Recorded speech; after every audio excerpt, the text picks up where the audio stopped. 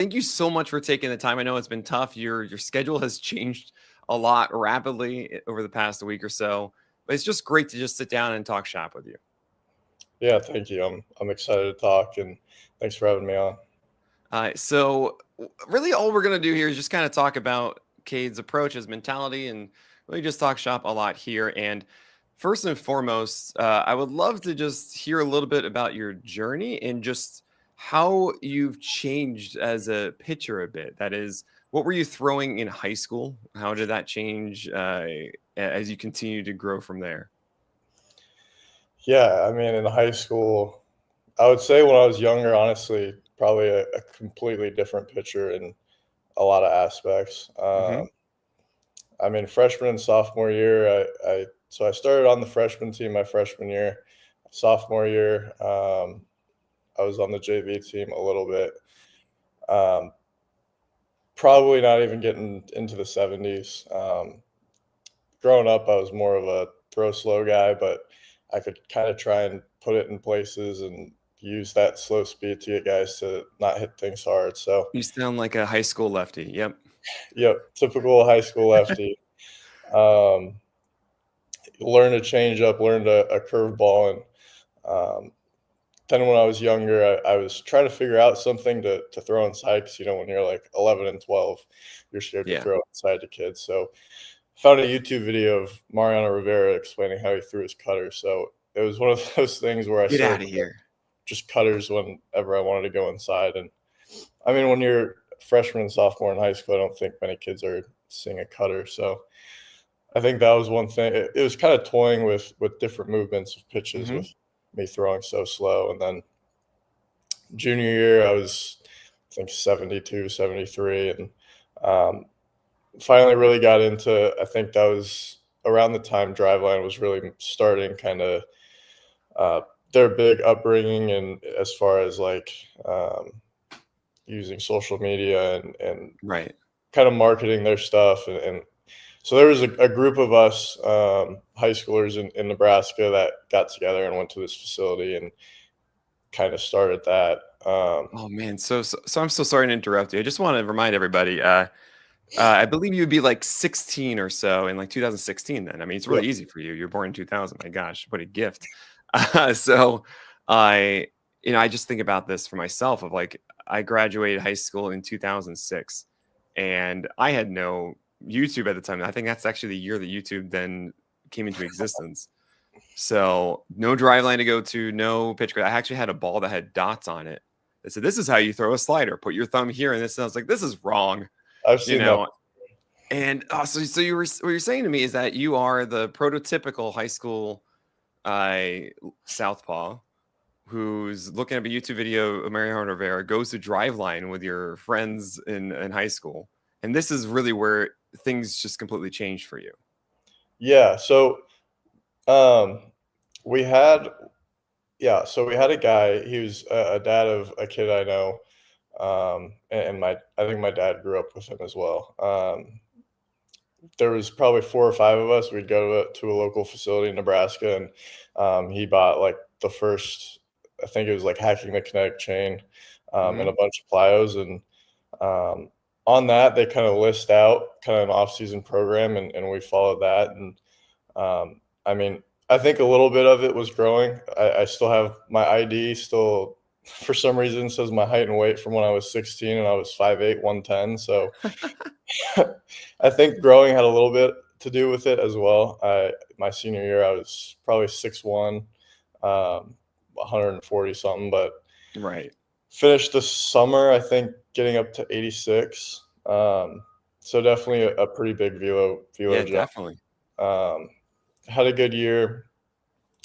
Didn't have a lot of offers necessarily. As a soft tossing lefty, I had a late offer from Creighton, but I had already committed to South Mountain Community College in Hmm. Arizona. So I held on to that commitment, um, which I mean, I think the biggest thing with junior college is it's not like D1 where you have kind of a set amount of hours that you can max out at per week for practice and Right. lifting and stuff. So it's basically, I mean, it also was one of those things where our coach was the athletic director, so he kind of set everything for us. He made sure all our classes were done by 12 so that at 1 we could start practice. And Yeah, right. Oh my gosh. So Amazing. we practiced from like 1 to 6, get in the weight room. So that helped a lot. I was finally getting into the upper 80s. I think in season, one of my first starts, I think a White Sox scout had me at like 88, which for me a couple years ago, throwing 72, I was pumped about. Of course, yeah. But yeah, then I had a really good year. And I was at the College World Series. Nebraska just got hired a new head coach, so they got a whole new staff. And I got a call from their recruiting coordinator, Coach Harvell, and asked me to come on a visit. And being from Nebraska, it was kind of a no-doubt decision for me. But then, COVID happened, and I think that might have been one of the best things for me. I hate to say it because obviously, no, of course, yeah. It's always of that, but right. I mean, I can understand that being that opportunity for you to really jump into the organization and then just have all this time to focus on that. Yeah, I mean, we had a really good team in 2020. I thought we didn't start out great, but the foundation was there. But then COVID happened, and I had a facility in Nebraska, and I talked with Coach Bolt, our head coach, at Nebraska on kind of what a game plan would be, because obviously no season, you don't really know what's going to happen. Still kind of trying to figure out if summer leagues are going to happen or not. So we kind of had me throw, I think, every Saturday live to batters. We'd have guys come in just to kind of simulate a season. Right. But I think the in-between time was almost like off-season-ish, to where I was lifting a lot more than I would in season. Sure, yeah. Like, instead of Wednesdays being just kind of like a light pen to get me ready for a start, I was honestly trying to reach back and see how hard I could throw. Well, right. I mean, this is actually something that I've thought about a ton, is how the minors works in some ways. Can actually not be the best method for a lot of players. Yeah. Because, right, what you want to do is like, cool, you want to train as much as you can. You want to make yourself the best version of yourself. And sometimes that isn't doing all the things with the team, right? It's going every Saturday, throwing as much as you can, lifting, doing all the things you need just constantly. And it's something I've thought about a ton of what is actually the best thing. We even see guys go off into, away from the minors, go off to MPB, go to KBO. It's a little different for them there. And it's not as, it's a different cadence. And we've seen massive benefits from that. So I can absolutely understand how that regimen for you would be a perfect fit. Yeah, and it's kind of one of those things when you speak about like minor leagues. Like I think everybody kind of works different. Like, I mean, some guys need to be in the weight room almost every day. Some guys, like, I mean, I've heard, obviously he's not a minor leaguer, but I've heard like Yamamoto is hardly ever in the weight room, but his mobility is through the roof. So right.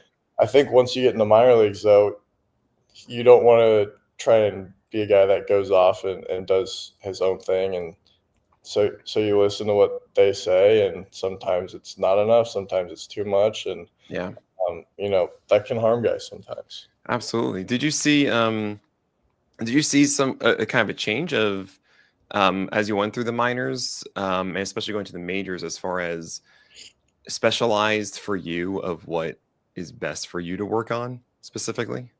Yeah, I mean, with the Twins, when I was with the Twins, they did a really good job of kind of in between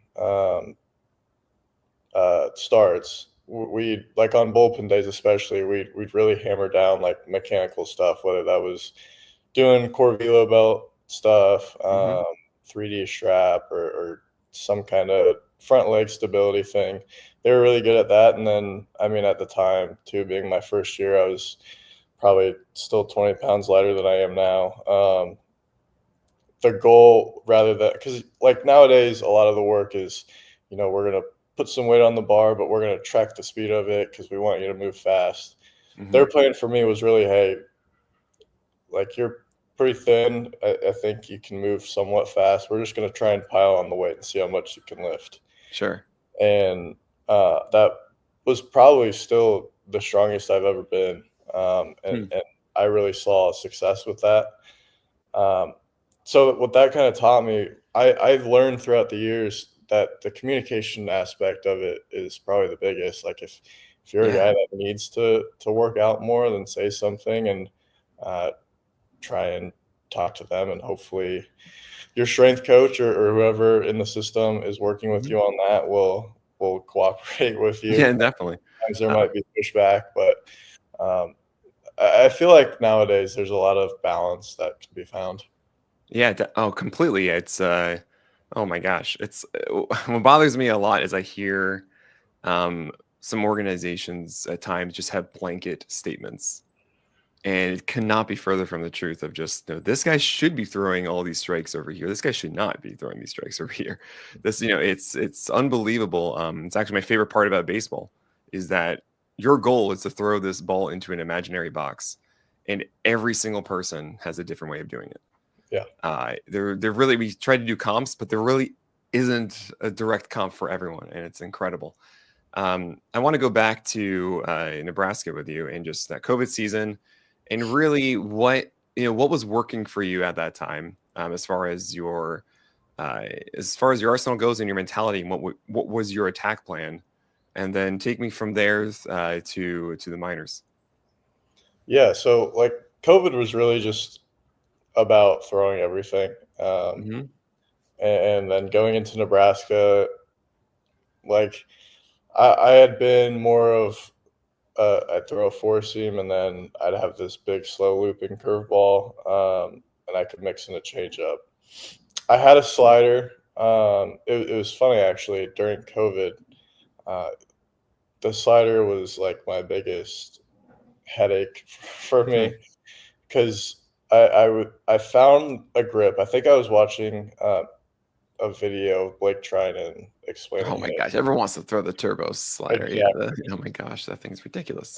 I mean, yeah. Are you talking about the hard slider that he would throw, right? Yeah, the hard sweeper. I knew I could get to I guess 88, but I was trying to be like, because my slider kind of wasn't anything great. I threw it kind of across almost like a typical slider you would see back in the day, and then try and twist it like a door. You'd open up the like ultra supination essentially on release. Yep.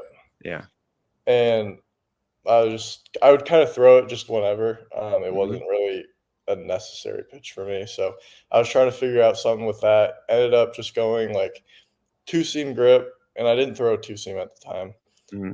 Ended up going like two seam oriented grip and just like ripping it down the side. Right. So essentially, I mean, it's kind of like the sweeper that they teach in like the New York sweeper, right? Yep. So you have essentially the two seam grip like this, and you're going. I mean, some people go outside the side, but just going straight down like that, essentially, using the index finger. Yeah. I mean, my thought too on it wasn't even necessarily like getting. I mean, I think it's taught a lot to kind of like karate chop almost, but yeah, I mean that's actually how I threw my curve back in the day. As I was told to karate chop straight down with my pinky down to my left ankle. Right. So that honestly wasn't even like a mindset for me throwing it. It was just like, I'm just going to get on the side and throw it, just pull down on it. And it was funny because I threw it once in live to a hitter, and I had video of it, and I was like, this is disgusting. And so I threw on Rapsodo and was throwing it, thinking it was disgusting too, because I was like, well, it had to be moving the same. So I took a screenshot of the Rapsodo and sent it to a guy I had worked with pitching wise, like throughout high school and a little bit into college. I'm like, I figured out this slider. Like, is this really good? And for some reason, that slider I was throwing in that bullpen was just a straight gyro slider. Like, I'm talking, it was almost exactly 0-0. Yeah, was it really? Oh my gosh. And it was funny. He's like, what are we going for? I'm like, he's like, that's pretty good, I think. And then I showed him the video from the live before of Mhm. this thing just sweeping across the zone. He's like, okay, that one's pretty good. Yeah, that's not a 0-0. That's a Yeah. But so I was working on that. It was great in lives. I was throwing it to lefties and righties, kind of in addition to the curveball and the changeup and the fastball. And then we get to summer ball. I'm throwing my first bullpen when I get there before our season starts, and I'm like, I got this new slider. It's disgusting. I can't wait to rip this thing out the door. Yeah, Just gone. completely, right? I mean, I, you're probably like overthinking it, coming around it too far, or just yeah. changing it completely, right? It got to the point where I'm like trying to do it. I think he was doing kind of the gyro thing again. Mhm. And then another bullpen, I try and throw it again for some reason. I just like, I'm gonna pull down on this one, and all of a sudden I just freaking yeet a two seam at the catcher, and I felt so bad. Oh my god. Oh no. Yeah, Yeah. but then so I kind of went back to my original one because I tried throwing it when we came back to school after COVID. I tried going back to it, still just wasn't getting what I wanted. So I kind of went back to the original, kind of just turn it a little bit. Mhm. Hopefully that would work. But yeah, then we get into minor leagues. After the draft, we had kind of a ramp up because that was the first year the draft was at a weird time. Yeah. Um, I don't even remember when it was. It was just like, all right, we got to get this done, guys. yeah, it was weird because usually it's during regionals, Mhm. during the college year, and now they do it where it's like a whole month later. So Yeah, they do the All-Star break now. yeah, and I was a guy that's like, I need to keep throwing for Right. scouts in front of scouts because I'm not like a locked in high pick or Mhm. anything. So I kept throwing. Luckily, that helped me a little bit once I got to camp because my ramp up was quick. Oh, I nice. Yeah. wasn't really shut down, so I was able to finish, I think, the last 3 weeks of the season in low A. Mhm. But yeah, I get to camp and I know my slider's not good, so I try going to where instead of the two seam, I'm more hooking kind of the horseshoe. Okay. Uh, So you're trying to go kind of underneath instead of at the top? Are you talking so about up no, there or actually at the bottom of it? if you go back to like the two seam, Yes. then Here we just go go. to the side on the horseshoe. So like my middle finger, yeah. So I'm trying to throw it like that, and I'm ripping Yeah. it. I'm thinking I'm just throwing it the same as I did in college, throwing a live. And I have my next day. I have, I guess, my post live meeting with one of the pitching coordinators, and he's like, "Dude, your slider's pretty good." Nice. And I'm like, "Oh, okay, cool. I didn't know that." And I really didn't know, honestly, too much about pitch metrics at the time. Like we Mhm. didn't have TrackMan data that we could look Yeah, at all right. the time at Nebraska. I mean, we had it at the stadium, but I mean, It's kind of wild how much it changes everything. yeah, The second you have it, it's I mean, it's been an enlightenment for me too, of just saying, oh, cool, cool. This is what extension is, and induced vertical break and height adjusted VAA, all these different things just massively change how we understand the impact of a pitch. And by the way, you even mentioned like, oh yeah, I had video of this and that. I'm like, I literally don't have a single video of me pitching.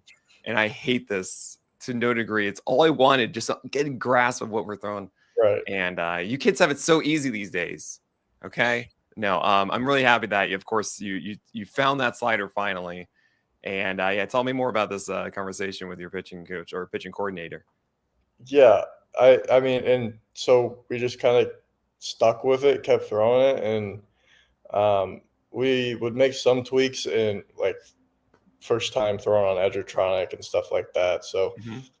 we made some tweaks to it, and it's been really good. Like in the minors, especially with those baseballs, I've been able to get like 20 some sweep on it. Right. So say that. I want to make sure that's very clear. The baseball is different in the minors. Oh, completely. It's like I would say high school, like The super seam? over exaggeration, but seams are like here. They called it super seam. That's at least what it was. It was the They're best. insane. They're insane. Yeah, it's funny because I was talking with one of the guys. We have a group that I worked out with back home. It's like Aaron Bummer, Jake Myers, and one of the guys there, Kyle Kubat, who kind of helps. He brings in like the track band stuff and helps us with pitching. He was talking about like it's funny because some high school kids that he works with will come in and they'll be like, I carried my vertical break was almost 30. Great. Here's a baseball. For Try this this. high, Yeah. I'm sure. But It's yeah, like it's spider like, tack essentially for high schoolers, guys. I mean, I exactly. can't express this enough. There would also be games that I would get a different baseball or so, and I'd be so excited that I wouldn't get like the major league flat seam pitch ball. I would just get this massive thing. My curveball would just be like, this is the easiest thing ever. So sorry. Yeah, continue. Yeah, so high school, I'd say like we'll say here. Right. College is like here. Yeah, And it's then like I an think inch and a half an inch, and then like a couple millimeters or whatever. Yeah. I think honestly, the jump from a college ball to a minor league ball isn't that crazy. Hmm. Like I think the biggest jump is the minor league ball to a major league ball. Sure. Oh man, that's so ridiculous. Like, Yeah, cool. We prepare these guys in this way, and then let's just change it completely. that's honestly the one thing I never understood about the minor leagues. Like Oh my gosh. you're trying to look at projections of guys to Yeah, you're see. trying to train them. Yeah, because I mean, how do you develop a guy? How do you develop a pitch with a guy when, oh, okay, we're gonna throw this slider with this grip, and we're gonna throw it like this. It's got this movement. But then you put a major league ball in it, like the leather's different, the the seams are completely different. So I mean, like I was saying, I could sweep it to 20 almost, and with a minor league ball, and now it's probably like 8 to 12. Yesterday, I tried to go backdoor to Judge, and Oh yeah, that was. I mean, so usually, it goes. You know. usually those backdoor ones for me get like 4 to 8 sweep. That one decided for some reason to have 15, which I don't think I've done all year. So, Right. but I mean, there is. Yeah. I do want to ask then. Really, your MLB debut. I'm just gonna say it's the ball difference, and it's actually kind of funny. I often say, like, guys, every MLB debut, the pitcher, you cannot expect them to do well in this. Paul Skeens did a terrible one. We saw Chase Petty yesterday, and we know he's much better than that. But yeah, you had a rough one against Toronto for obvious reasons. I mean, there's just 20 million things. And then in Atlanta, sorry, not in Atlanta, hosting Atlanta in Camden, you had a phenomenal game. And would you say part of that is adjustment to the ball? Is a part of it to jitters? I mean, I'm kind of curious what your thoughts were the second you got that major league ball and how that felt. yeah, I think part of it was jitters. I mean, so we use major league balls in AAA, Okay. so they at least keep that a little consistent. Hmm. I thought it made sense. So when I was with the Twins, I don't remember what that. I never got to double. I wasn't in Double A with them. I was Hmm. in when I got traded. I was in High A for 2 weeks before they called me up to Double A with Baltimore. But um, whatever league it is that the Twins Double A is, I know they, or at least at the time in 22, um, they used major league balls in Double A. So it was at least like, okay, low A and high A are using minor league balls. Like they're obviously further from the big league. So I guess that's a little okay. Double A, you can switch to major league balls because then, I mean, especially nowadays, like plenty of guys get called up from Double A. Oh yeah, all the time. I mean, especially So those that want to avoid the PCL. exactly. So it makes sense. I would say for like if you're not going to have all minor leagues use major league balls, then at least start in Double A. Ours was Triple A. So like when I got called up from Double A to Triple A, there was a little bit of an adjustment period just because like you're throwing one way because you're used to certain pitch metrics, and then you use a different ball, and fastball's not carrying as much, slider's not sweeping as much, so you kind of have to make an adjustment. Right. movement wise to that. But I mean, when your movement changes, then obviously your starting point changes, so your command Right.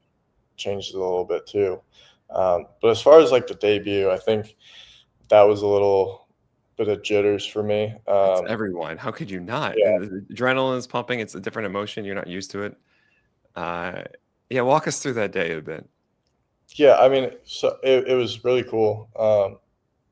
I mean, it was crazy going from Scranton to Canada to make my debut, but it was fun. I was able to get a lot of friends and family there. I think in my bullpen, I usually finish with 2 fastballs, and James McCann was catching me.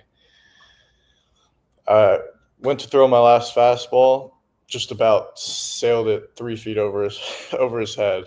And I was like, "All right, let me get one more, just get back in the zone, like, calm down." Same thing, said, "Screw it, let's go." Oh Uh, no. Oh no. You got to look, guys. You gotta see the basketball go through the hoop. You know. yeah, yeah, correct. But hey, I ended up doing the same thing, I guess, for my first batter for strike 3, and I guess I can kinda say my first major league strikeout was a little bit swordish, on an elevated heater, but yeah, I think after the first inning, I calmed down a little bit. It was kinda crazy for me. Like, I grew up watching Kershaw, I grew up watching the Dodgers, so, like, Justin Turner was on that Blue Jays Mm, team, and seeing him in the box was kind of incredible for me. That yeah, was kinda like, definitely. I guess, that moment where I was like, "Okay, I'm really, like, thrown in here." Um, but once I kinda got past that, I settled down and tried just pitching. Um, Left my cutter a little over the plate to Vladdy, but then other than that, it was really a lot of, like, just balls that got wet and fell in front of the Yeah, I outfield. mean that's going to happen a ton, and also trying to figure out those adjustments in the game. And between that and the Atlanta start, I mean, what was the focus in that, and how was it different in front of the home crowd in Camden? Yeah, I mean, the home crowd at Camden is unbelievable. We have great fans, and the adjustment really was just kinda getting back to pitching. Like, the Hmm. debut was over. I still had my home debut, but, uh, I had gotten the one out of the way. I'd watched a whole week of, baseball and got to see a lot of great guys on our staff, how they prepare, and, um, that gave me confidence for my preparation going into the next start. I was facing my college teammate in Schwellenbach that day, so, Oh, uh nice. I didn't realize that. Mr. Crescendo, as we call him, because he's a swelling Bach. Uh, yeah, that's yeah, awesome.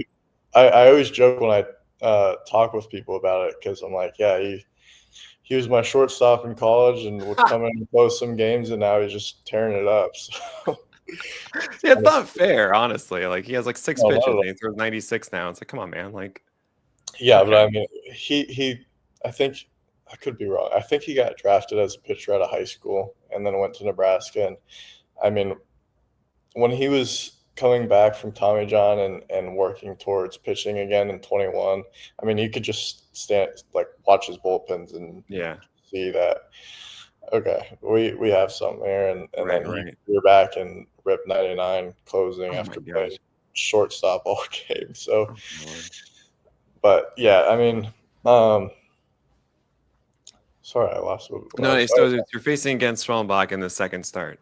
Yeah, so, facing him, it was kinda I think that, like, loosened it up a little bit, just because we had kinda talked about it all week together, um, and it yeah, I think that made it a little loose.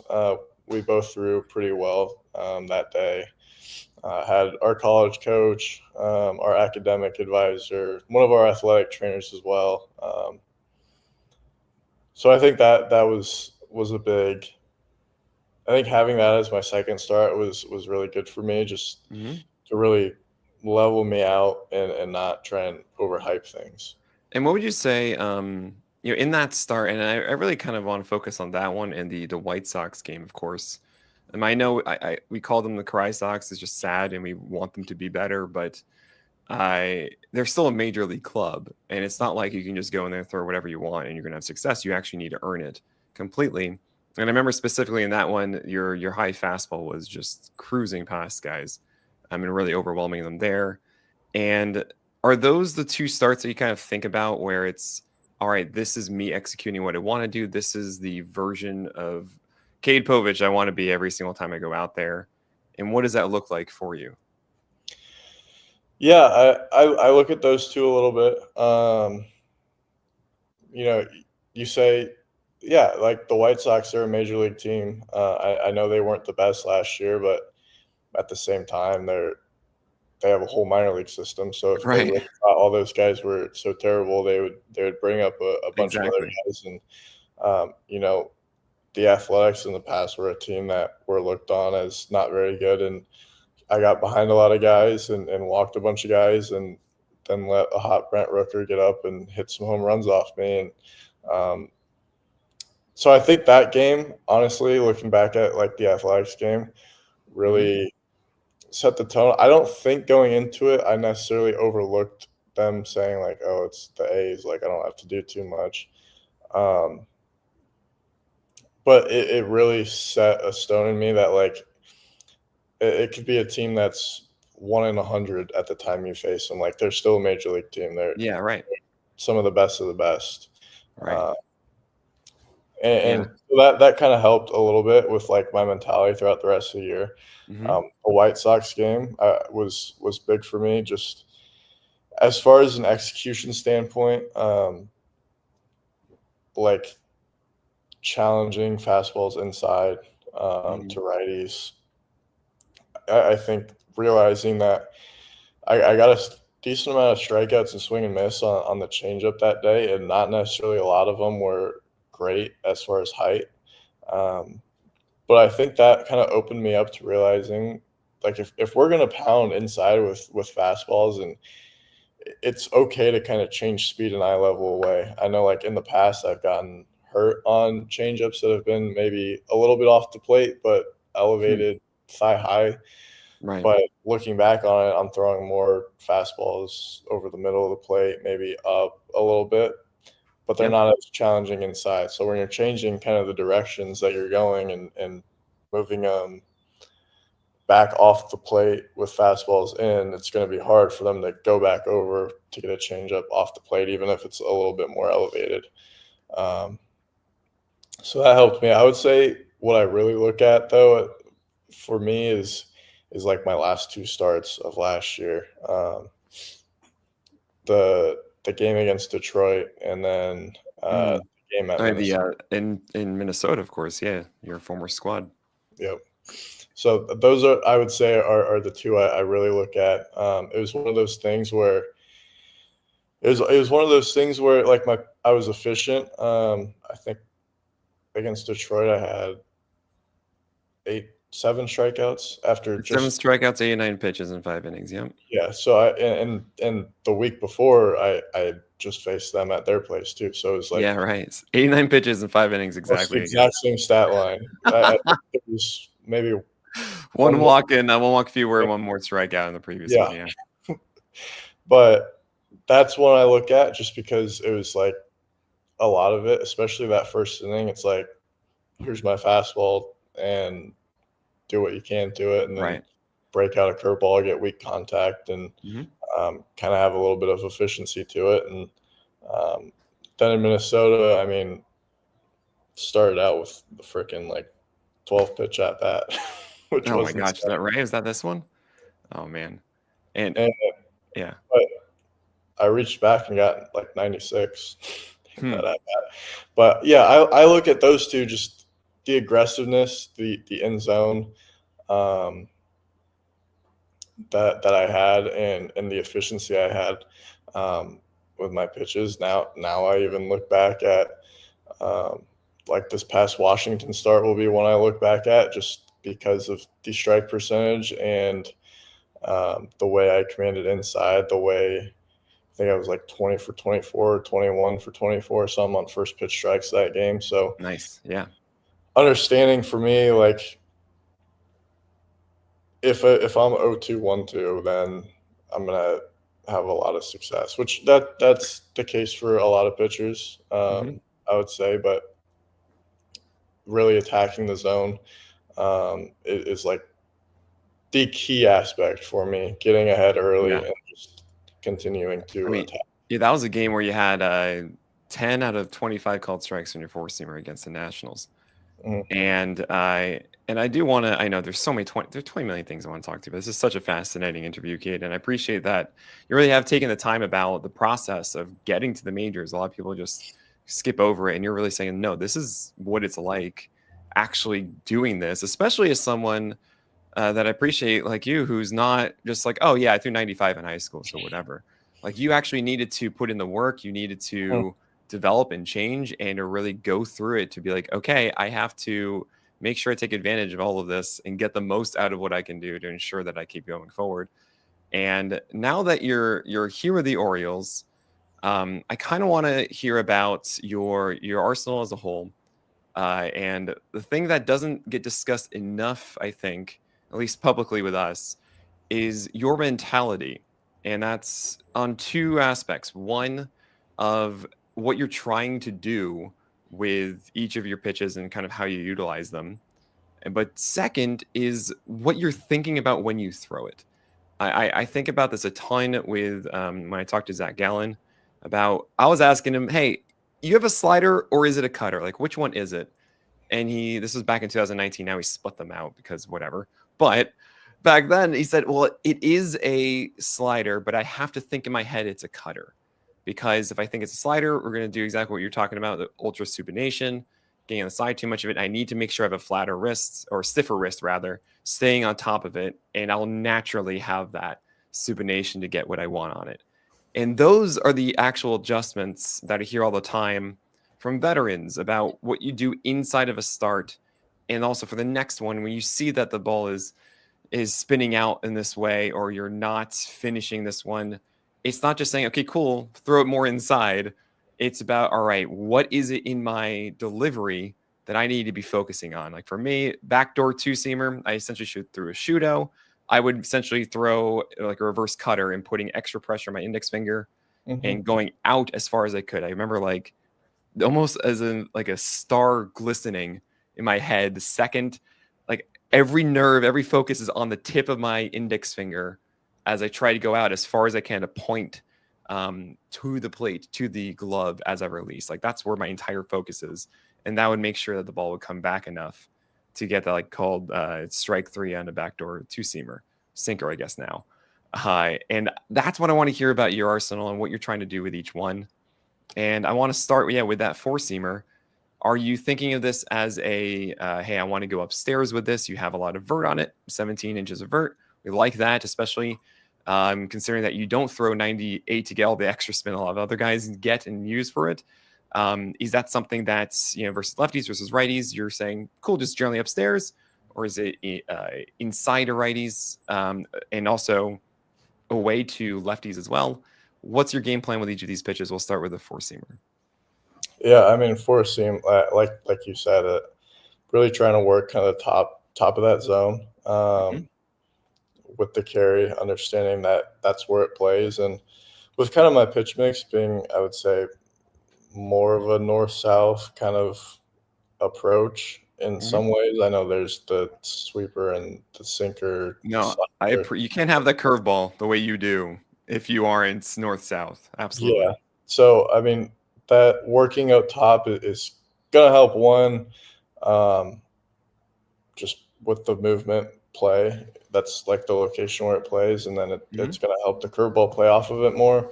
I think recently too, we've been looking at a lot more of like, you know, guys. I think especially four seam guys, like hitters, are understanding that like four seam guys are going to throw it at the top, and kind of opening up a shoot to where when you throw it down in the zone, like it stays truer, but it looks like it's going to be a ball and stays in the zone. So gotten ahead a lot by just throwing four seam, kind of, I guess, old school approach at the knees. Oh Uh, man, shoot knees. yeah, I mean, growing up for me, it was like obviously we didn't know metrics. We didn't know, hey, throw a four seam at the top of the zone to try and get strike three. So for Right. me in like high school and even when I was younger, it was like, okay, we're going to throw everything at the knees or below. Like if we're going to miss, we're going to miss down in the zone, not up in the zone. Right. So Yeah. like that was my approach. Obviously it's completely different now, kind of And just, when you're making an adjustment on a four seamer, what are you telling yourself? I'm just thinking like to feel it out in front, honestly. I Yeah. think sometimes I can feel like I'm getting to one side or the other. Hmm. But really, when I feel kind of out in front, feel like everything's just going forward is when I feel like one, I have a little bit more life to it, and two, I can command it a little bit better.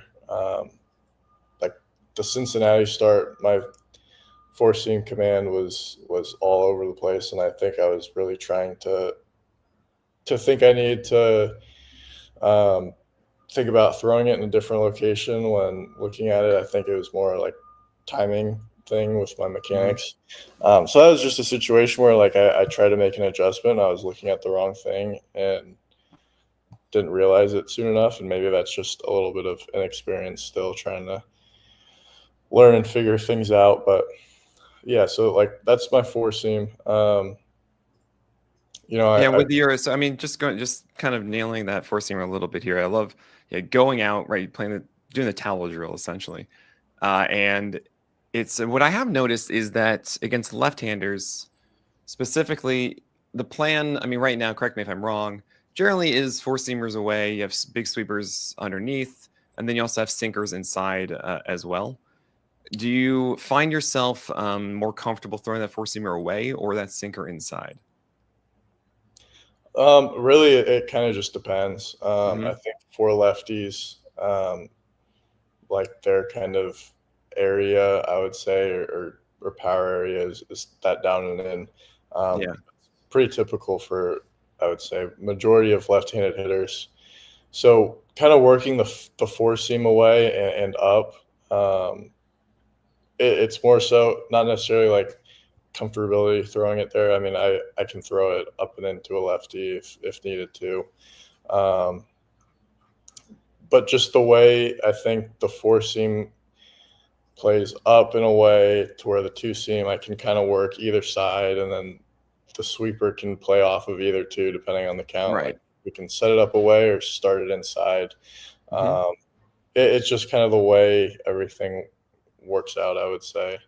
Um, like Yeah, the reason I mention it is I mean you have had success this year with that four seamer away, and I see that a lot of just, hey, cool, I'm going to stay away from lefties and then have my sweeper underneath. I'm a giant fan of being able to throw sinkers, same-handed batters inside. I think it's someone that threw sinkers growing up, and then I got really into it, and then everyone was doing it, and then sinker pulled back because we realized, oh my gosh, mistake sinkers are like the easiest pitches to hit. So let's not do that. Let's understand how high heaters are still really good. And now it's making this resurgence so that people are realizing, oh, right, horizontal movement coming into the batter is always a good thing yeah, when it's in and off the plate. And I see that your sinker. Two things about that I really like this season is one, you're way more consistent getting strikes with it than you are on your four seamer. Right now, it's 21% usage at a 77% strike rate, and there are some that have leaked over, hmm, but I mean, we have PLV, which is our by pitch just overall grade based on the count and the kind of batter and everything, and it calls it one of the better sinkers out there actually against lefties. really, So it's loving it based on the location, how you used it.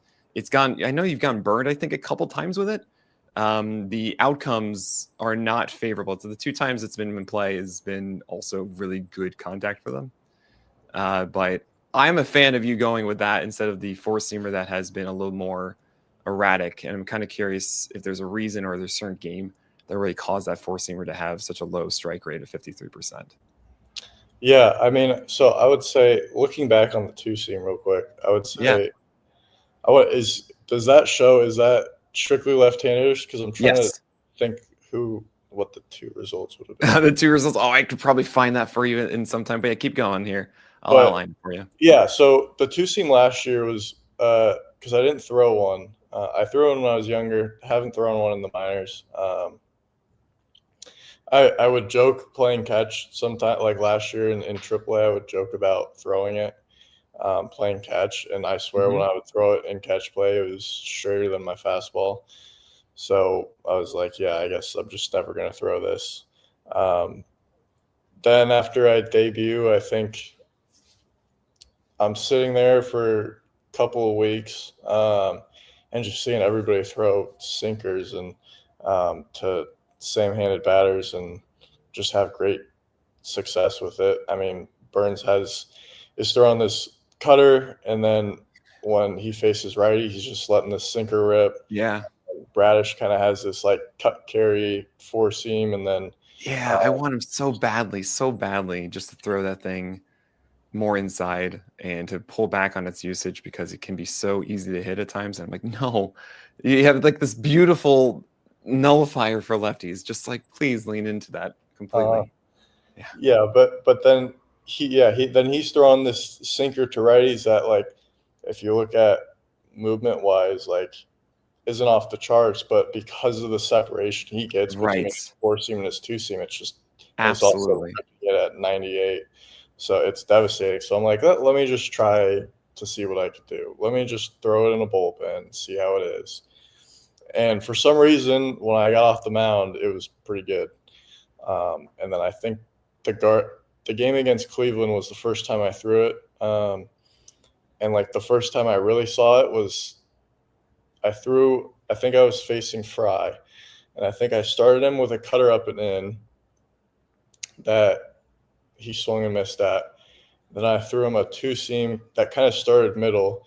And Mhm. last year, the two seam was kind of, there weren't a lot of expectations on it. I Right. was really just trying to rip it and let it move.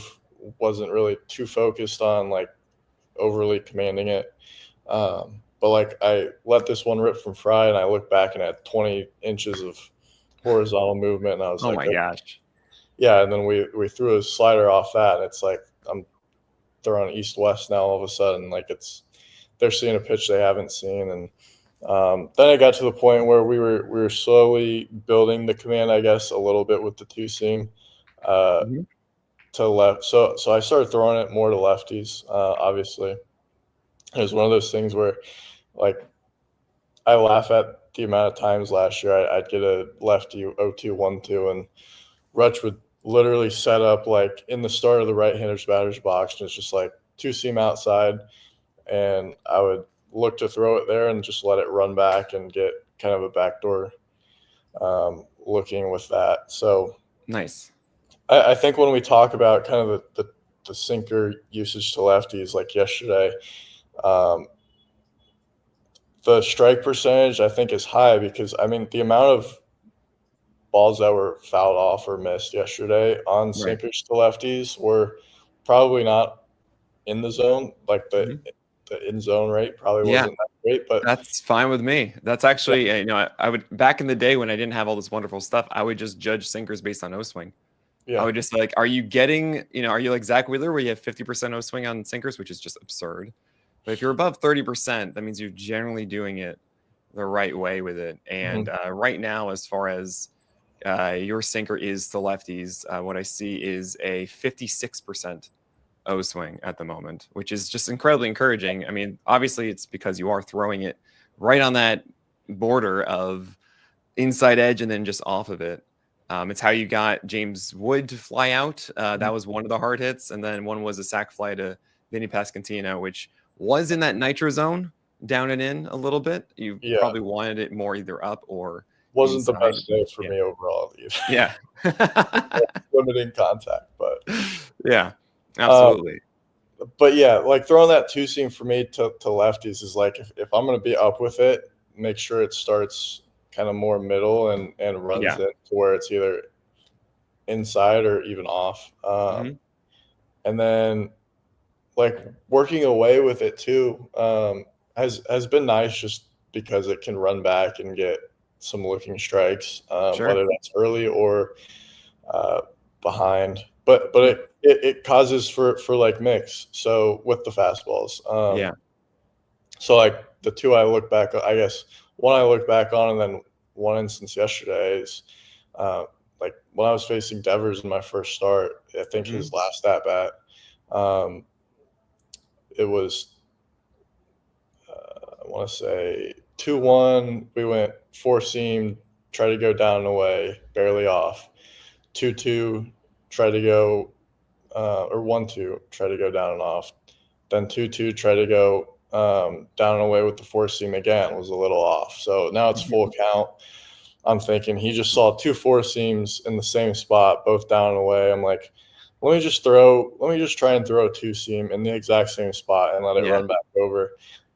It probably started in the exact same spot as those four seams, ran back over. He wasn't swinging at it, and it came back into the zone. Yeah, it's beautiful. You'd love to see that. And then, like yesterday with Grisham, in that last at bat, we were throwing him a lot of two seams. We had in his earlier at bats too, mostly like two seam slider. I think we tried to mix in a curveball, but then maybe it wasn't Grisham, whoever it was. Four seams, he was a lefty. Four seams, and then we were mostly two seams, and then full count, just tried to rip a four seam down and away, and probably imagined it was a two seam and it was gonna come back, and it was off the plate a little bit, but luckily he probably thought it was a two seam and was gonna come back and got a swing and miss. Yeah, that we have a strike looking from Grisham at 3-1, and then you have the 3-2 Grisham swinging as well. Yeah, right. And playing with that 100%, I love it. Going between two fastballs and just even getting a ton out of that.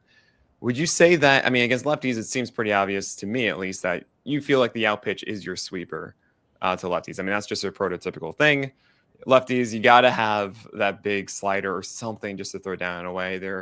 It's kind of weird how more susceptible they are. But then again, you see guys like Dylan Cease and DeGrom are just like, yeah, I'm just going to throw the slider down and away all the time against righties, and things are amazing too. But there is always this idea of just a little bit more tug. This pocket like DeGrom has in this down. It's unbelievable.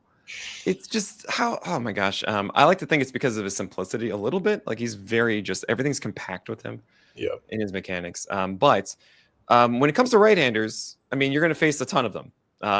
No teams are not shy to throw. Great. We've got all the right-handed bats we want. You're going to have to deal with this. And obviously, when it comes to being a slower, I don't want to say, I even feel weird saying slow because it's like you throw 92, man. I mean, you push it up to 94 and 96 even at times. So, but as a lefty in the league, it has become a change-up league. It has become a thing as a lefty. It's hard to see sustained success as a lefty unless you throw really hard or you just have like a Robbie Ray slider, essentially, that you are just completely confident throwing down and into the back foot of right-handers. And something I've been really curious about with your development is you have a curveball that is actually pretty great at times against right-handers. You can plop that in for called strikes. You can go underneath bats. We've seen Fried have success with that. We've seen Kershaw have success with that in the past from left side. Barry Zito, of course, way back in the day. But the changeup to me is always is the one that I feel is the biggest leap you can take moving forward with it. And I wanted to hear a little bit more about how you use that pitch and really what your out pitch is against right-handers at the moment. Yeah, I mean, the changeup has been kind of a developing thing for me. Like when we talked about last year with like the White Sox start, like towards the end of the year, it was weird. It was one of those things where like if I threw it in a pocket kind of down and away to a righty, it was phenomenal. But if it was anywhere but that, it was getting hit hard. Like I think I threw one to Altuve probably 2 inches off the plate, and he somehow still took it the other way. Even in the Minnesota start, I think the 2 hits I gave up were doubles off the changeup, and it wasn't in a down away pocket. So it was kind of one of those things, like if it wasn't located exactly where I wanted to, it wasn't getting good results whatsoever. Yeah. So we went into the offseason kind of looking at something that could switch it up a little bit. And that's where I kind of started tweaking with a kick change, which I've gotten interesting movements. Well, right. So I was gonna think that it was a kick change because you added 2 inches of drop to it and completely reduced its lateral movement. I mean, we're talking 6 inches almost Yeah. of more of kind of looking like a gyro changeup relative to what you had before. And yeah, the kick change. Everybody, Sarah said this amazing article talking about the origins of it. Everyone, I'm sure every person was whispering this in your ear. I don't know if you have a baseball with you close by, but when it comes to a kick change, it's kind of like how I felt with knuckle curves a bit. I could never throw a knuckle curve; it always just bothered me immensely, and I just hated the idea of pulling back my index finger in any way because like the index finger is everything. That's like everything goes through that, and I don't want to use that. Get out of here! Stop that. And when you're throwing your kick change, are you essentially throwing it like, I mean, this one is obviously not your index finger if you're doing like a circle, but are you doing like a four-seamer grip and then pulling back? Are you doing, walk us through how you're using yours. Are you flicking out like Hayden Birdsong, or are you just kind of holding it back like Jack Leiter? Yeah. So there's been so much different development. Right? I've started throwing it. So originally I was throwing it like trying to throw it this off season. I found a picture of how kind of Birdsong throws his, where it's a big spike and Yep. one finger's kind of outside. So it's like two seam oriented. I think his one finger is outside of the seam and one's inside of the two seams. And so I was throwing that playing catch, and it was honestly like more of like it was kind of just fading. So there wasn't like great action to it. Wasn't throwing it off the mound. So, some pitches can have a little bit different shape once you ramp up the intensity and are throwing it off a slope.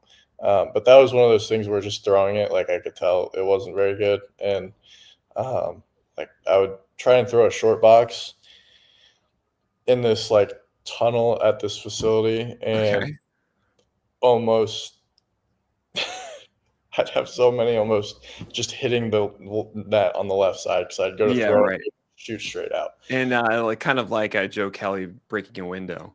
If you remember that video. But then I switched to both being inside of the two seams, and then I went really deep into my palm. Yeah, so I mean that's almost almost like a palm ball, like a traditional one. And the old adage, of course, when it comes to reducing spin and slowing the ball down and getting more drop in general, is the further back into your fingers, the more of the bottom of your finger you get, the slower it's going to be, the more you reduce everything of the ball as it comes out of your fingers. That's why, like four seamers, I was always taught that you want just as little of the ball as possible touching your fingers when you release it. And then the more and more you get in. So like the Fosh ball that you might have seen, which is it's pretty much what the splinker is. And Cade, I can't tell you enough like how much of just of course it's the same. When I finally saw a splinker, because that's what I used to throw, it's just a splinker to me is you make it a one seam grip, so you put the one seam in between, and then you just push it further into your fingers, like halfway down your fingers for it, instead of all the way down to the back as you're describing with yours. So that's what the splinker is, everybody, and that's what a Fosh ball is too. It's a fun one if you ever want to experiment with that. That exact grip that you just showed was what I used to throw. I experimented with it in the year before COVID at Nebraska, and I think the last one I ever threw was because I was throwing like 88 to 90 my sophomore year. Yeah, and when I would throw that, it would be like 86, so it was kind of just a hard changeup for me. But it had if it had that extra movement and different off of it, then like sometimes that's all you need. Yeah, and then I threw one to Torkelson at Arizona State, and he hit one like 420 feet. And that was it. You're like, I'm done. Like, all right, yeah, I'm not throwing. Well, that's one of the interesting things too. Is I forget about this. I mean, sometimes you guys have the right mentality. You have the exact thing. You should be doing this, This is what Jameson Taillon mentioned, where he's throwing these cutters up and in, and it's like really good. And then all of a sudden, Brandon Marsh hits one that's just like a perfect cutter as he's just getting into it. He's like, no, I'm not going to do this again. I'm like, Jameson, this is such a good pitch, though. I know Brandon Marsh did that, but you can't do it. And yep, torque just ruined a pitch. This is why I hate hitters. They should just be cardboard cutouts. Unbelievable. But right, so this quick kick change you're throwing, you're getting it deep into your palm now. Yeah. So yeah, now it's not as much, but still talking about like the evolution of or the evolution of it so far. Yeah. So in the off season, I switched to like really deep in my palm, big spike. Like I had to preset it because there was no way I was like going just neutral grip and then getting it in my glove without tipping it. Right. So I was throwing it, was seeing some. It was if I threw it in the zone, if it got to the plate, it was really good. But it was one of those things where if it's so deep to where sometimes it just doesn't come out, and it's going 55 feet. But killing the spin so much on it to where it was like I think I have a picture of one I threw it like -7 vert with -12 horizontal, which is insane. Just as a frame of reference, everyone, when it comes to -7 vert, we're talking about your four seamer at 17 inches of vert, and a lot of changeups off of that. We want like 8 to 10 inches drop of that from there. So we've actually seen from Povich's kick change this year something around like 4 vert as opposed to like the 6 of last year, and -7 is unreal. I mean, that's an ideal slider essentially. Yeah. I mean, I was throwing some that were almost like a righty curveball in some senses. Oh man, it's a screwball is what that technically is, but that's all walk like an Egyptian is what I say is how you're supposed to throw that. Is you have to go reverse curve essentially the normal way. But yeah, that's an ultras pronation then to get that going. Yeah, well, so it's weird because like most of the kick change like variations are kind of like supinated oriented. So it's to allow it to kick it a little bit more so that it gets it spinning more on the side to drop down Oh, interesting. Yep. Okay. So when I was getting it really deep though, it was less like kick change and more just like spike change to where looking at the edgertronic of it, it was like my middle finger was almost pushing like a knuckleball. Right. Yeah. Right. So you are doing the flick. Yeah, and then it was just catching here and then spinning like if I was almost sidearm and really like Devin Williams trying to roll it over and whatnot. But yeah, the command on like I was getting sick movement if I was putting a pitch in a vacuum and was like, I don't care if this is a strike or not. Just look at the itself. Fantastic. But I would maybe throw like 1 for every 12 for a strike or something like that. Yeah, and that's unfortunate, right? So then I switched to I started playing with like, okay, I think kind of this grip is what I'm looking for, but maybe not as deep. So I started playing with like how deep I had it. Started getting more of like the supinated seam effect to it to where I was getting it to closer to 0. It would be more like I'd throw 1 maybe in it like a -1 or -2, but for the most part, they're between like 0 and 4-ish. Right. And it was also like last year, my changeup towards the end of the year was getting increasingly closer to 90 miles per hour. I don't know what was going on, but I just, for some reason, started throwing it harder and harder to where it was more just like a slowed down sinker, which didn't really help. But now throwing this, I don't, whether it's the kick or whatever it is, has slowed it down a bit too. So there's more of a velo adjustment, which I think has helped a lot. But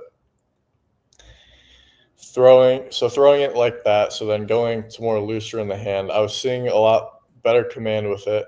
I was able to throw it in the zone a lot more. I was able to kind of throw it down if I was 2 strikes and needed like a swing and miss Yeah. or swing contact. But the movement consistency wasn't necessarily there. I remember throwing it in Dunedin in spring training. I think I threw a really good one to Bichette. Like he was first batter of my start. I threw a fastball, whatever the sequence was, threw a really good one to him that he started to swing at and couldn't hold back, and it just dropped off. And then later in that at bat, I tried to throw another one, and it was like he swung and missed at it. Thankfully, it was like 22-5. So it was an extreme carry cutter out of nowhere. Yeah, right. So there will be one of those every now and then, Yeah. where it just doesn't catch right. So that was me being up on the 2 seam, and this last week, just because like the inconsistency with the movement, I mean, it's hard as far as strike throwing. It's obviously gotten a lot of swing and miss. Like if we talk about swing and miss pitch so far, I think it's really been my changeup to righties when it's moving right. But having the confidence to throw it is a big thing, and not knowing if, okay, I'm going to start this middle and let it finish down and away. Yeah. But then it carry and come up and over the middle of the plate. What is most interesting, I think, about it this year? I mean, this is me just saying the broad label of stuff, and it's why it's so great being able to talk to you about it. Is as a whole, it's a sub 50% strike rate, which you never want to see, with a 15 to 16% swing strike rate. This is all against lefties, the changeup this year. And when you look at the locations of it, it's actually a little interesting. Like I would think agree that when you talk about the pocket of where you want this thing to land is essentially half of it is kind of in that bottom quadrant, down and away, and the rest of it is just a diagonal off of it, right? And looking at the strike zone plot this year, I'm seeing everything around that box. Like that is away. If it's away and off the plate, it's above that, so it's thigh high or up, so middle lock or high lock high location. And then if it's down enough, it's then middle or inside to righties. So the angle, and what I really get from that is actually a lot of what you're talking about, of like I'm either getting this cut or I'm getting too much over here. Yeah. And both of those things are hurting it, where it's not you're not really following the angle that you want coming down this way. It's more of up here and not there, if that makes sense, right? It's almost like the initial starting point needs to come down, and then the entire diagonal will follow with it. Right. Yeah, no, I agree. So like, this last week, so I had said it was more of like that 2 seam grip. So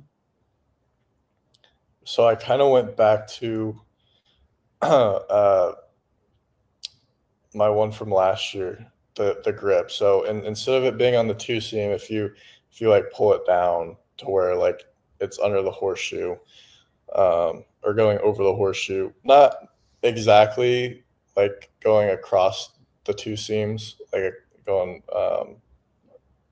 whatever they call it, like over the rails. Down the tracks or across the tracks. Yeah, it's that, but it's up a little bit more. And then I still do the spike a little bit. So like my thought process the last week was like, okay, I keep getting like this weird movement on it. It's not necessarily consistent. It still feels a little weird, like gripping this like a 2 seam. Let me try and pull it down, kind of go to last year's grip, but maybe spike it. Maybe that'll still help with the movement. In my bullpen, it was great. Like I had one that was 1-18, fantastic. And so I was like, okay, yeah, we're gonna go with this. It feels natural to me. I feel like I can command it and throw it. Like for me specifically, like changeup, like I want it down and away, but like with how it's moving, as long as it's down, I'm great with it. Right. Yeah. So I'm gonna actually show this to you really quickly, if I can do it. I think I can. Yeah. Look at that. This is the changeup movement. It's almost. Let me see if I can manipulate this a little. There we go. We can see the against right-handers. You have it away too much or down inside. As far as also the movement, you're actually everything that you're describing. This is all via the YouTube, by the way, guys. If you're listening right now, you definitely have to watch this on YouTube. You can see the different. I mean, there's so much change, and you can see this experimentation you're talking about. Obviously, I think we would all agree we want this one. We want that negative vert changeup. Oh my gosh, that'd be insane. And yeah, I guess what I'm getting at is we're all really looking forward to that coming together. Do everything you need to do. We don't care what the results are. Okay, I know you do. We don't. We just want you to get to that consistently as much as possible. Yeah. So I did that throughout the week, and then yesterday playing catch with it before. And I don't advise like switching stuff during a game or before. Oh yeah, no. But I was throwing it like I did in my pen, and I was watching it, and I'm like, this thing is straight. This is just not going to work. Mm-hmm.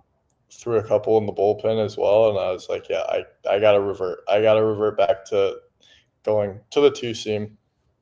I think I threw one to Goldschmidt his first at bat, and then I threw another to somebody else, and I think the movement on both of those was somewhere between like 11 vert and like -4 horizontal. And like, this is just a crappy cutter.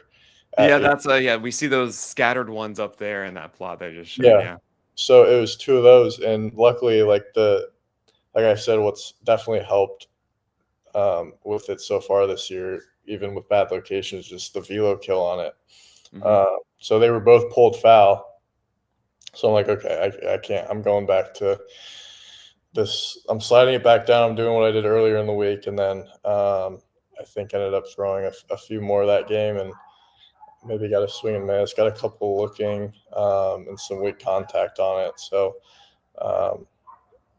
yeah, I mean, the development of it has just been crazy because I've gotten anywhere from that 20-something vert, like cut, carry, slow fastball type deals, almost kind of like the Zach Gallen cutter changeup that he threw. Yeah, right. To like, I threw one to Jonathan India in KC that was like 86, and it was -2 and -18 or something like that. So it's definitely one of those pitches that there's like, if it doesn't catch right, it's going to do something completely different than you're intending. Yeah, exactly. And just want to let you know, my colleague Alex Fast calls you the Slim Reaper, just so you know. But I do also want to go back to the initial question, which was your out pitch against righties. Would you say it's the curve? The you want it to be the changeup? Is that four seamer? Yeah, I mean, I want it to be, I guess, the changeup. I would say it is when it's working right, like when I throw it in the down location that I want, and it does what I'm expecting it to, then it gets the swing and miss. But like we were talking about, sometimes it decides to hop up on me and stay in the zone. I think the curveball being kind of one of my better pitches. I know sometimes metrically it doesn't always say it's that great. Curves are hard to get metrically right because generally what we see is either you're going to throw it as an early called strike pitch, just get that, what I call free real estate of just, you're going to get a strike most of the time. If you can just get this over the plate, they won't swing at it. And then later in the counts, it can be difficult to get whiffs on it. Just in general, curves are either not chased as much as, say, sliders or changeups. Yep. And it can be difficult to get that right because if guys are looking off speed and then they see a curveball that's a lollipop in the middle of the plate, then bam, there you go. You're going to get hit on that. Yours, though, I will say, I mean, you've heard this, I'm sure. Easy comparisons would be Max Fried of the approach that you have and everything that you do with it. I love it. I think it's really fun. It's great. Is there, do you feel comfortable in that 2-strike count throwing that underneath the zone to a righty? Yeah, and that's been like the biggest thing with it so far this year is just like when it hasn't been great has just been leaving it too much in the zone, especially 0-2, 1-2. But yeah, like if you look back and see the swing and misses, like like I think in Washington, Cruz, and Bell, it's kind of almost like a slider mindset with it to where I'm throwing it to a back foot, because obviously it's not straight like up and down. There's some horizontal on it, so it's No, but gonna. that's why we like it. It has that two-plane movement.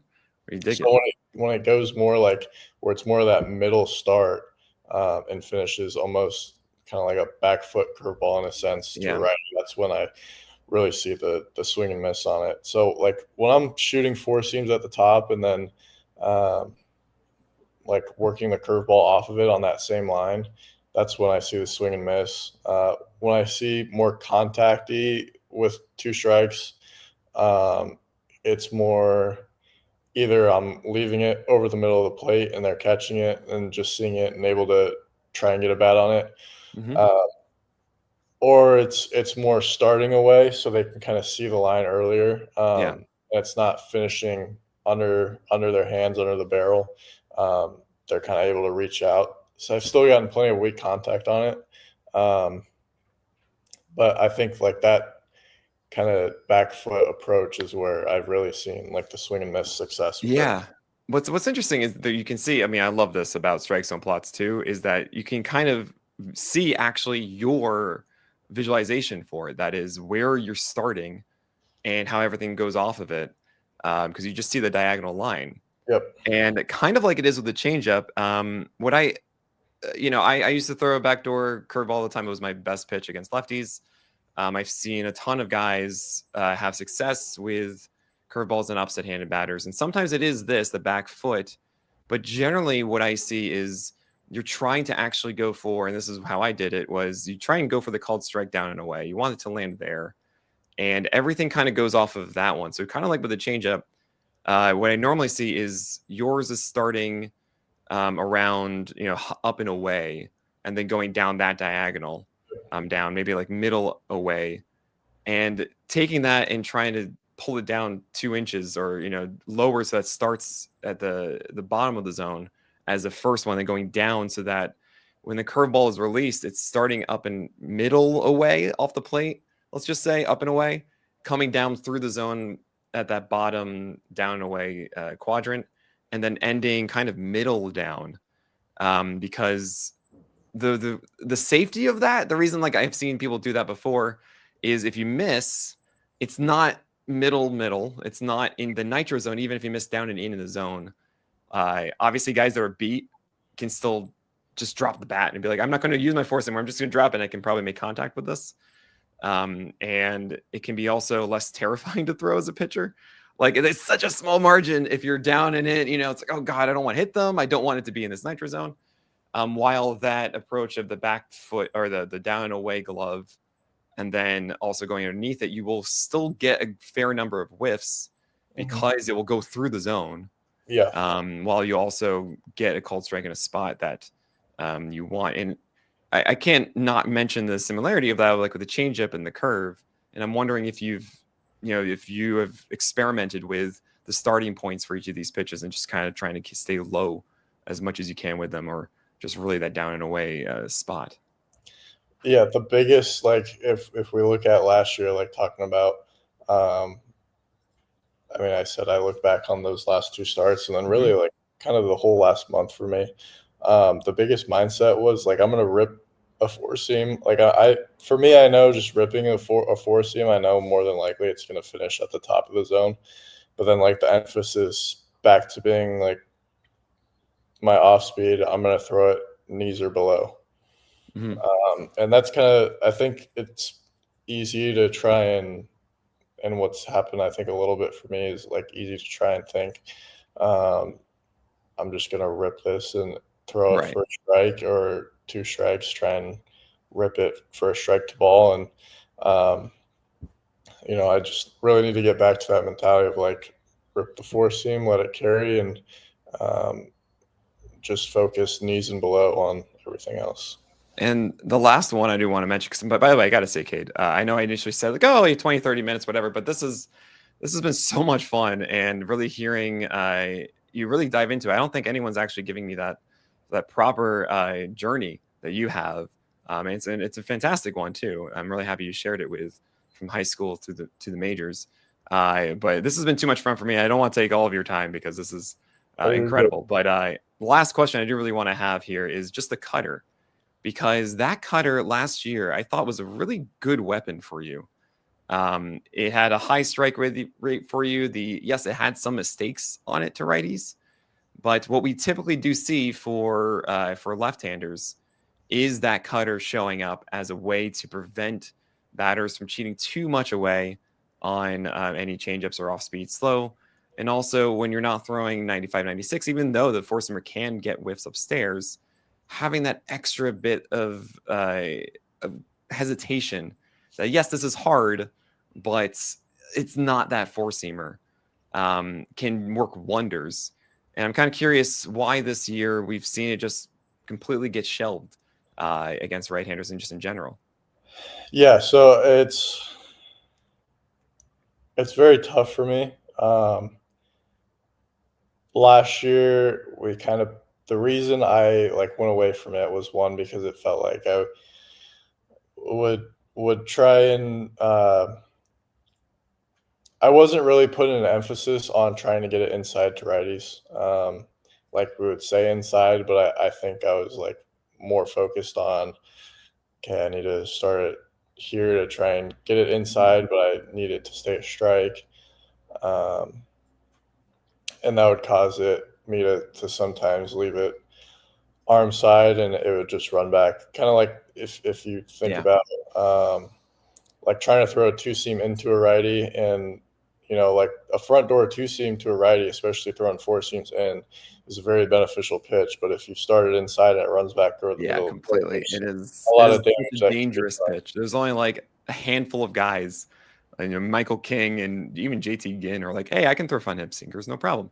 It's fine. It's like, what? You can't do that. It's insane.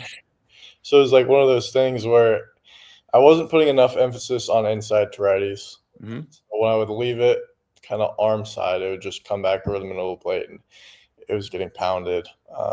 It was good. Like, it was a good reset pitch for me. Like, if my command was out of whack, it was like one of those pitches I felt like I could come back over the zone with it for a strike. But then I got sent down, and I looked at kind of like what pitches were working and what weren't, and my cutter was one that was getting the most damage on it at the time in the big leagues. And so we're like, okay, we're going to scratch that. And it's the reason why I say it's like so difficult for me right now is because it seemed like once I scratched that, like my command got a lot better, which was kind of the focus on scratching a pitch really was like, okay, my command's kind of right now. Let's dial it back. Let's not throw 7-6 pitches. Let's try and dial it back and just focus on filling up the zone early and attacking and throwing strikes. Makes sense, yeah. So we did that, and like the thing I go back, because I've thought about like throwing it again. Like I've thrown it and playing catch, joking around. It's still good. But it's like whether it be because I stopped throwing the cutter, or it just happens to be like the timing of it. Like I got used to throwing major league balls, or I found something that works for me. It was like my command went up at the time. Like my velocity went up, which like after a couple of starts, it started to go up. But that can also be like time of the year, just feeling consistency, because like right now it's back to, I would say, what it was when I was throwing the cutter. So whether that actually correlates or not, but my vert was up on my four seam, and then like I just saw better results, I guess, overall. Yeah, no, there's no reason to necessarily go with it. I totally understand. So it's like one of those things, like is it because I stopped throwing the cutter, or is it because just like it was just the timing of it. And you were saying that you try to throw Marianos. Yeah, so it's pretty much like a force. I flip it, so it's not right. So the other side, so you're essentially falling off a little bit so as you throw. When I throw my four seam, I go like horseshoe out. When I throw my cutter, I go like horseshoe in just so it's a little Mhm. different, and I rotate it a little bit. Yep. And then just think, like, I literally probably only use my middle finger. Like, I put complete pressure on that and just throw it like a fastball. That's why I'm able to throw it close to my fastball velocity. Gotcha. But yeah, like it's tough because it's Yeah, I mean it's one of those pitches that when it goes away, you're like, okay, I don't want to focus so much on this. It's something that you throw, like you could do, I don't know, 2 outs in the third inning, 0-0 to a righty. Just be like, all right, let's just see if I have this. yeah. You know, you throw one of them there and you go, fine, don't like it. Let's just not do that today or whatever and move on. And like you can experiment at these moments where it's like the low risk moment to try it. But what is interesting is that you're mentioning your mentality with it. And it doesn't sound like it's start it kind of middle in and hope for it to go edge of the plate and inside from there. It sounds like more of just outside as a backdoor offering. I mean, we would sometimes try and go backdoor as like that being the emphasis. For the most part, though, like if I was throwing it to a righty, it was to get inside. Yeah. And sometimes I would just leave it out over the plate. Yeah, fair enough. Me trying to, I guess, focus more on trying to be in the zone rather than, like I would say, like my sinker mentality of lefties is like I'm gonna let it rip, and if it comes inside, like they're probably I want going it to inside. at it. Let it live there. So it's Oh, like that's where it should be. That's where it should be inside and like not even on the plate because guys will exactly, swing at that every time because they think it's just a four seamer and they'll just cool. This is easy baseball. yeah, and they're like I always continue to think about it and go back to it on like, oh, maybe I could bring it back, and maybe it was just Yeah. more the reason the damage was there was just because the usage on it was so high, and maybe if we like lower the usage to where it's a very low usage pitch, but it makes its appearance in certain situations. Like Mm-hmm. I got so many strikeouts, honestly, in like AAA just because I would be throwing a four seam and a cutter kind of in the up and in locations to righties to where Mm-hmm. it's like they're seeing Two essentially fastballs in the zone and they don't know which one's which. yeah, so it's like I'm throwing a four seam up and in that is hopping above the zone that they're swinging under or they're taking, and then I'm throwing a cutter that's starting in the same spot and they're swinging at it thinking it's the four seam, and then it Right. runs up over their hands, and um, It's then so man. I even go kind of like obviously I grew up watching Kershaw. I was like I sometimes I would miss down with it and it'd be almost like a Kershaw, I guess, crochet type cutter to where it's like 90-mile-per-hour cutter to the back foot that are getting swinging Right. under the barrel. So it's one of those things like I think about a lot too because I think it also elevates my four seam a lot. Mm-hmm. And my changeup, like in AAA last year at the beginning of the year, is like, okay, I can if I'm working primarily like four seam cutter changeup, and I know I'm gonna have a good day because I'm gonna attack with those and get ahead easily, Yeah. because the timing and then the movement on them, they're gonna be all over the place, and I'm just gonna Yeah. throw on a curveball and they're gonna be all out of whack. And Yeah. Completely like, what? You're not supposed to throw this. Yeah. exactly. I'm gonna bang the table saying, hey, you throw sinkers inside, make sure they're inside of lefties. You throw cutters, make sure they're inside of righties, and miss inside. If you're gonna miss it inside. Right. Keep those four seamers doing what you do with them. Make sure the mentality of the curve and change are down as opposed to too far east west, because you're really good at north south. And I feel like, oh man, if you just like, I know this is easy for me to say. Have bad starts. I don't care. Like have those bad games. They're not going to be perfect right now. It's an interesting situation, I think, and with your squad because you guys have such a good team, and also you're figuring out like how do we get through this season with the damage to the rotation that you guys have had, and it's a place where it's easy for me to say cool invest in like a start or two, but then I'm like Cade, you don't want to get sent down. You got to make sure that you're okay and everything like that. And I'm like, I get it completely. And I hope that you're able to have some of these conversations. It's like, look, I need like one or two with this. I'm going to just with your catcher, be like every so often, let's try and take advantage of a moment where I can at least experiment with this one or that one inside of a start. But this is just the luxury I get out here is being like, oh, okay, yeah, if he just invests 1-2 starts, he's going to do this. It's going to be great. It's fine. I truly do believe in that cutter approach, especially as a lefty, and you're trying to figure out a way that they don't go after that four seamer as much. Aaron Judge said this, and it sticks with me forever. The hardest thing to do as a hitter, as he says, is when a guy has two fastballs that are with different movement inside the zone. Yeah. He doesn't know what to do with it.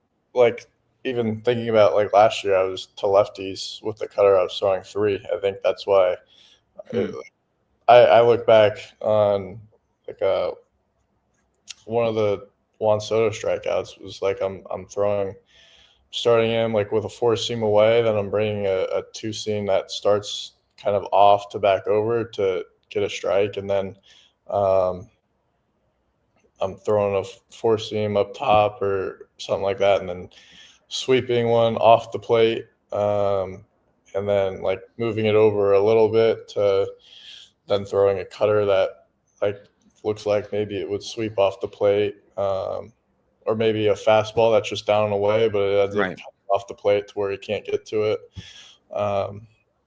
Yeah, there's a lot of versatility on throwing it like glove side, especially to lefties and righties. Yeah, but you will see. It's part of the whole thing, right? It's that's why we call this the craft here. It's all a work in progress. You can always be better. Every single pitch. It's so wild seeing guys like Verlander just change. I'm like, what? DeGrom now going, yeah, right. I'm going to throw more changeups now. I'm like, dude, you're what? Okay. So this has been such a pleasure, Cade. I can't thank you enough for taking so much time. My gosh, I can't believe how long it's been. It just flew by. We wish you the best here, of course, and I can't thank you enough for coming on. The very last thing we always ask everybody, I promise is the last question, is what is the most memorable pitch that you have thrown? Most memorable pitch.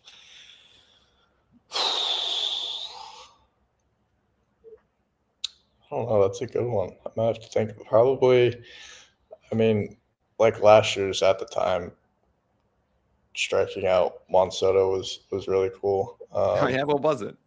It was a cutter down and away, and I don't know if it might have been Alex Fast that tweeted it, but someone had tweeted it. It was my second time facing him. So like the first time I faced him in New York was just crazy stat line. I don't even want to think about it, but I only gave up 1 run, so it's okay.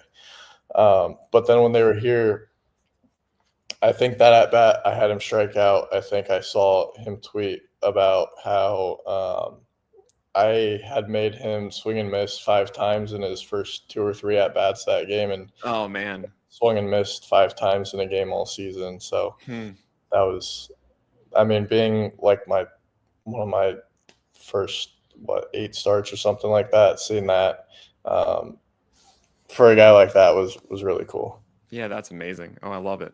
Cade Povich, thanks so much for being here. To everybody listening, thanks so much for sticking around. I mean, obviously, you can watch this on YouTube as well, so you can really see all the media that we've shown during it. But thanks so much to Cade, and my name is Nick Pollock, and we'll talk about the craft of pitching again next week. Thank you. Thanks for having me on.